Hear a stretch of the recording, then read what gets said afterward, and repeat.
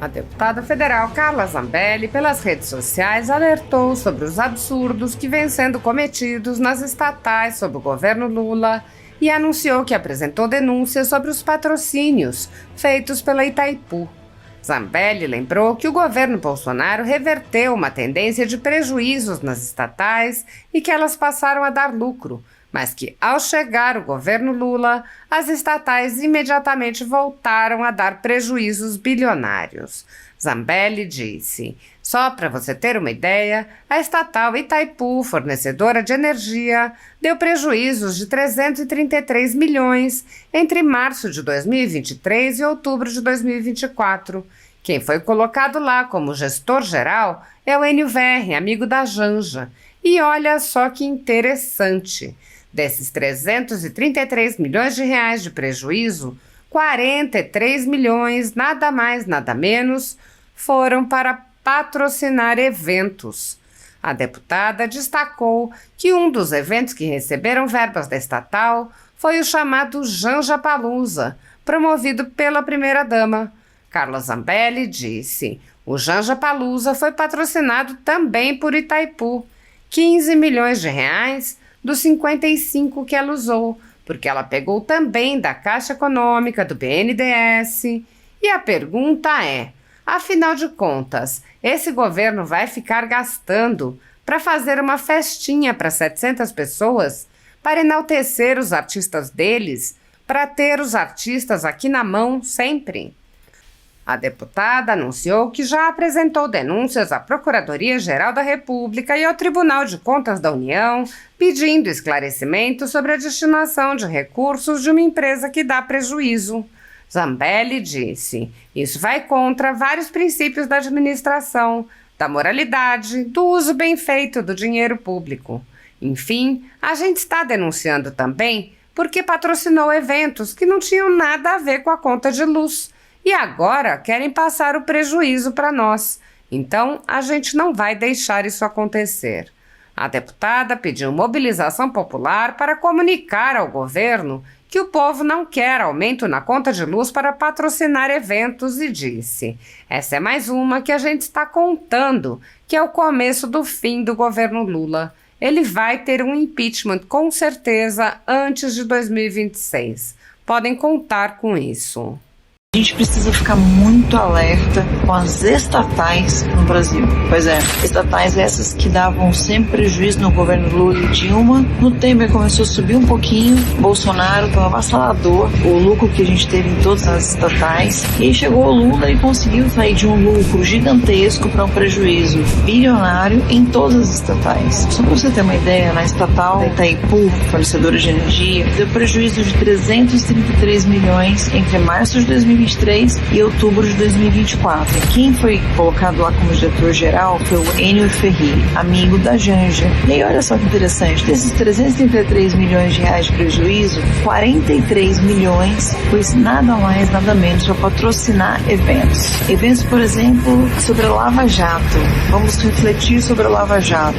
O evento da Janjapalooza, essa mesma. Janjapalooza foi patrocinado também pela Itaipu.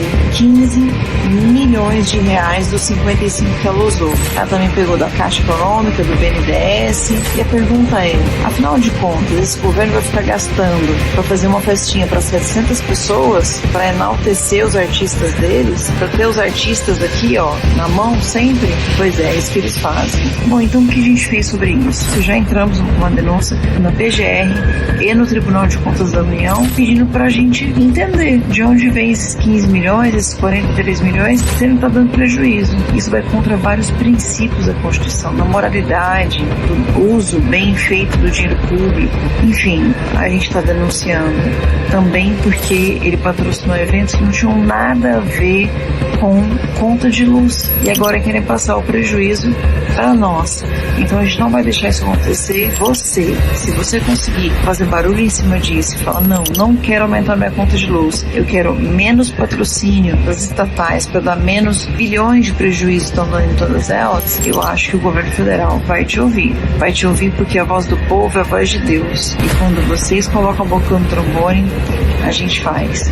Essa é mais uma que a gente está contando para o começo do fim do governo Lula. Ele vai ter um impeachment com certeza antes de 2026. Podem contar com isso. Um grande abraço a todos.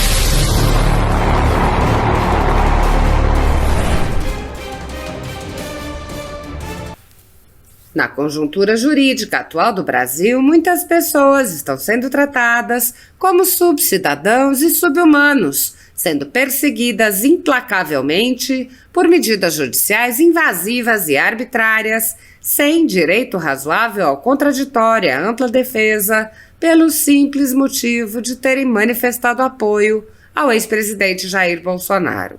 Por expressarem suas opiniões, são alvo de CPIs, de inquéritos secretos conduzidos pelo ministro Alexandre de Moraes no Supremo Tribunal Federal, ou são vítimas de medidas arbitrárias como prisões políticas, apreensão de bens, exposição indevida de dados, entre outras.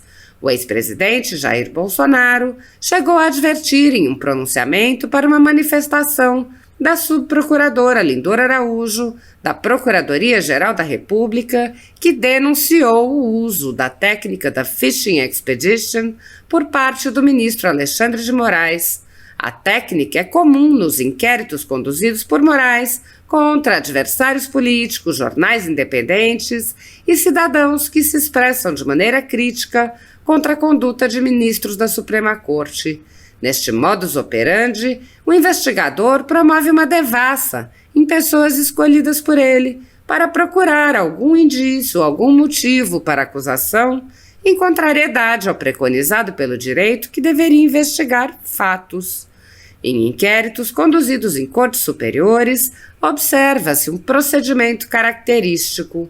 Matérias da velha imprensa atribuem um rótulo ou marca a um grupo de pessoas e isso é tido como suficiente para quebras de sigilos, interrogatórios, buscas e apreensões, prisões e confiscos. As matérias e depoimentos de pessoas suspeitas são aceitos sem questionamento e servem de base para medidas cautelares contra as pessoas marcadas.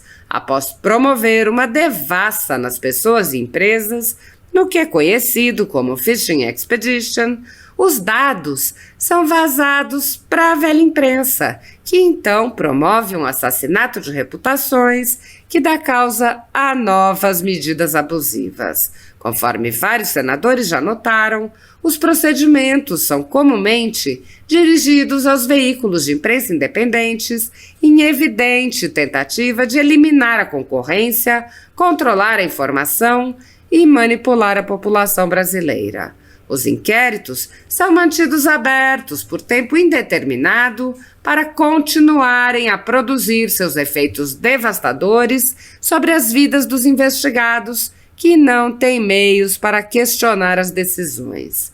Em um inquérito administrativo no Tribunal Superior Eleitoral, seguindo esse tipo de procedimento, o ministro Luiz Felipe Salomão ordenou o confisco da renda de diversas pessoas, sites e canais conservadores, inclusive a Folha Política. A decisão recebeu elogios dos ministros Luiz Roberto Barroso, Alexandre de Moraes e Edson Fachin, e o inquérito passa de corregedor em corregedor, enquanto a renda do trabalho de famílias e empresas permanece confiscada sem base legal.